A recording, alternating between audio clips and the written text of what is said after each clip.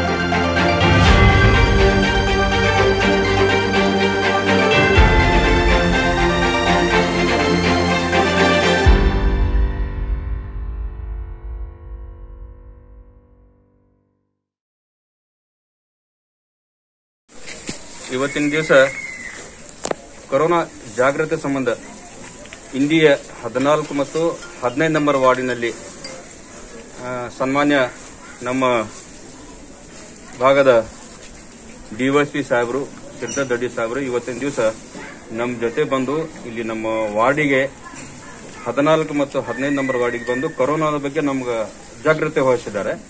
ಮತ್ತು ಅದೇ ಇದರಲ್ಲಿ ಕೆಲವೊಬ್ಬರಿಗೆ ಫಲಾನುಭವಿಗಳಿಗೆ ಒಂದು ಸುಮಾರು ಅವರ ಜೀವನಕ್ಕಾಗಿ ದಿನಸಿಗಳನ್ನು ಅವರ ಹಸ್ತಾಂತರದಿಂದ ನಮ್ಮ ಆಲ್ ಇಂಡಿಯಾ ಪಯಾಮಿ ಇನ್ಸಾನಿಯತ್ ಒಂದು NGO ಇದೆ ಇಂಡಿಯಾದಲ್ಲಿ, ಬಹಳಷ್ಟು ಕೆಲಸ ಮಾಡ್ತಾ ಇದೆ.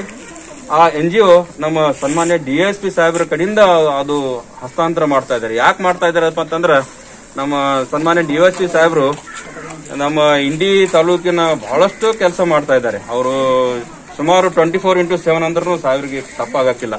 ಯಾಕಂದ್ರೆ ಹಂತ್ಯಂತರವಂತ ಕೆಲಸ ಮಾಡ್ತಾ ಇದ್ರಿ. ಸುಮಾರು ಚಡ್ಚಾನ, ದೇವರಿಪ್ಪರಿಗೆ, ಇಂಡಿ ಲೋಕಲ್, ಇಂಡಿ ಗ್ರಾಮೀಣ, ಸಿಂದಗಿ ಅಷ್ಟಲ್ಲಿ ಒಬ್ಬರೇ ಇದ್ರು ಅಷ್ಟೆಲ್ಲ ಕೆಲಸ ಮಾಡ್ತಾ ಇದ್ದಾರೆ. ಅವ್ರಿಗೆ ನಾವೆಲ್ಲ ನಮ್ಮ ಸುಮಾರು ಇಂಡಿ ತಾಲೂಕು, ಸಿಂದಗಿ ತಾಲೂಕು, ಚಡ್ಚಾನ, ದೇವರಿಪ್ಪರಿಗೆ ಅವ್ರ ಕಡೆಯಿಂದ ಅವ್ರಿಗೆ ಧನ್ಯವಾದಗಳನ್ನ ಸಲ್ಲಿಸ್ತೀವಿ. ಇಂಥ ಆಫೀಸರ್ ನಮ್ಗೆ ಅಲ್ಲಿ ಬಂದಾರಪ್ಪ ಅಂತ ನಮ್ಗೆ ದೇವ್ರು ಬಂದಂಗಾಗಿತ್ತು, ನಮ್ಗೆ ಬಹಳ ಖುಷಿ ಆಗಿತ್ತು. ಸರ್ಗಳು, ನಾನು ಶ್ರೀಧರ್ ದೊಡ್ಡಿ ಇಂಡಿ ಒಂದು DSP ಇದ್ದೇನೆ.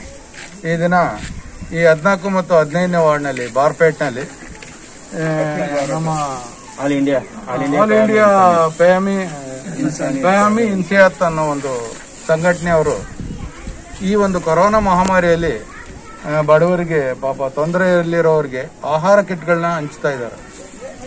ಇದಕ್ಕಾಗಿ ನನ್ನ ಇಲ್ಲಿ ಕರೆದ್ರು ಹಂಚಿಕೆ ಮಾಡೋದಕ್ಕೆ.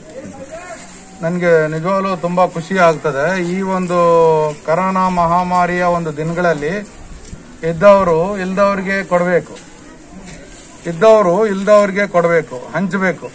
ಇಂಥ ಇದರಲ್ಲಿ ಭಾಗಿಯಾಗಿದ್ದು ನಿಜವಾಗ್ಲೂ ನನಗೆ ಖುಷಿ ಇದೆ. ನಿಜವಾಗ್ಲೂ ಇಂಥವು ಮಾಡಿದ್ರೆ ಇಂಥದ್ರಲ್ಲಿ ನನಗೆ ನಂಬಿಕೆ ಇದೆ, ದೇವರು ಕೂಡ ಒಪ್ಪಬಹುದು ಅಂತ ನನಗೆ ಅನಿಸ್ತದೆ. ಇಂಥವು ಈ ಒಂದು ಸಂಘಟನೆಯವರು ಇನ್ನೂ ಬೇರೆ ಬೇರೆ ಜನಗಳಿಗೆ ಕೂಡ ಈ ತರ ಮಾಡಬೇಕು. ಎಲ್ಲಿಯಾದರೂ ನಮ್ದು ಸಹಾಯ ಬೇಕಿದ್ರೆ ಕರೆದ್ರೆ ನಾವು ಎಲ್ಲಿ ಬೇಕಾದ್ರೆ ಬಂದು ಸಹಾಯ ಮಾಡೋದಕ್ಕೆ ನಾವು ರೆಡಿ ಇದ್ದೀವಿ. ಓಕೆ, ಅದೇ ತರ ಈ ಒಂದು ಇದರಲ್ಲಿ ಇನ್ನೊಂದು ನಾನು ಮಾತು ಹೇಳೋದಕ್ಕೆ ಇಷ್ಟಪಡ್ತಿದ್ದೀನಿ.